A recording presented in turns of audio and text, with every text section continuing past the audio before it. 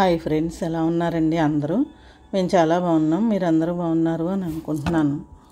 ఈరోజు నరసింహుడికి ఆకుపూజ సాధారణంగా హనుమంతుడికే జరుగుతుంది.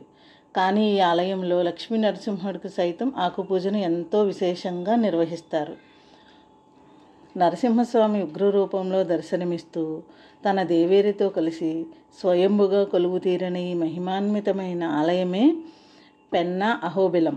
విజయనగర రాజైన సదాశివరాయలు కట్టించిన ఈ ఆలయం రెండో అహోబిలంగా ప్రసిద్ధిగాంచింది. ప్రకృతి అందాల మధ్య పెన్నా నదికి దగ్గరగా ప్రశాంతమైన వాతావరణంతో నరసింహుడు ఉగ్రరూపంలో కొలువు తీరిన ఆలయమే పెన్నా అహోబిలం. అతి పురాతనమైన ఈ ఆలయం అనంతపురం జిల్లాలోని ఉరవకొండకు దగ్గరగా ఉంటుంది. స్వామి తన కుడిపాదాన్ని అహోబిలం పైన మోపితే ఎడమ పాదాన్ని ఈ పరమపావనమైన క్షేత్రం పైన ఉంచాడని ప్రతీతి. అదేవిధంగా నిత్యం స్వామికి నిర్వహించే పూజలు, అభిషేకాలు సంబంధించిన జలమంతా బిలం గుండా పెన్నా నదిలోకి చేరతాయి.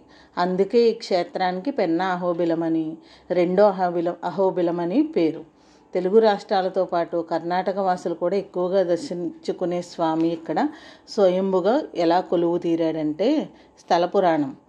పెన్నా అహోబిలం క్షేత్రానికి తూర్పు వైపున గొల్లపల్లి అనే గ్రామం ఉంది.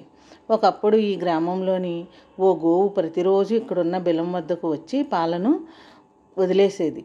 కొన్ని రోజులకు ఈ విషయం గ్రహించిన ఆ గోవు యజమాని బాధపడ్డాడట. ఆ రాత్రే అతడికి స్వామి కలలో కనిపించి గోవు పాలను తాను సేవిస్తున్నట్టుగా చెబుతూనే తన ఉనికిని తెలియజేశాడట. మర్నాడు అతను ఊరివాళ్ల సాయంతో ఆ ప్రాంతంలో వెతకడంతో స్వామి రూపం, పాదముద్రలో ఉన్న శిలాఫలకం, బిలం అడుగున లక్ష్మీదేవి పుట్టు శిల కనిపించాయి. ఆ ఊరివాళ్ళు స్వామికి, అమ్మవారికి చిన్న ఆలయాలను కట్టించి పూజించేవారు. కొన్నాళ్లకు విజయనగర రాజైన సదాశివరాయలు పెనుకొండకు వెళుతూ ఈ క్షేత్రం వద్ద సేద తీరాడట. ఆ సమయంలో సదాశివరాయలకు స్వామి కలలో కనిపించి ఆశీర్వదించాడట.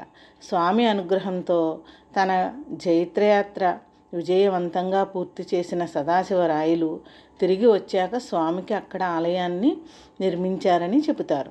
దీనికి గుర్తుగా 45 అడుగుల ఎత్తున్న 2 స్తంభాలు కనిపిస్తాయి.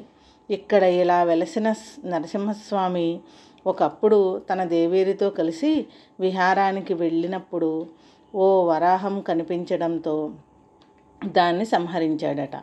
అప్పుడు నరసింహుడు ఉగ్రరూపాన్ని దాల్చాడని, అయితే ఆ తర్వాత చెంచులక్ష్మిని చూసి శాంతమూర్తిగా మారారని ప్రతీతి.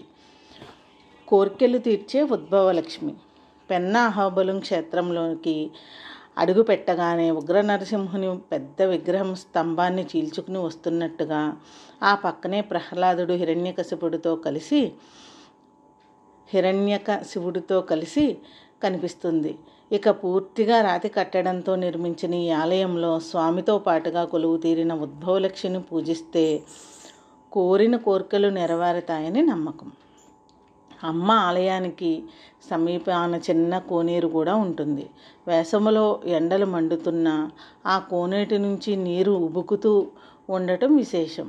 ఈ ఆలయానికి క్షేత్రపాలకుడు ఆంజనేయుడు.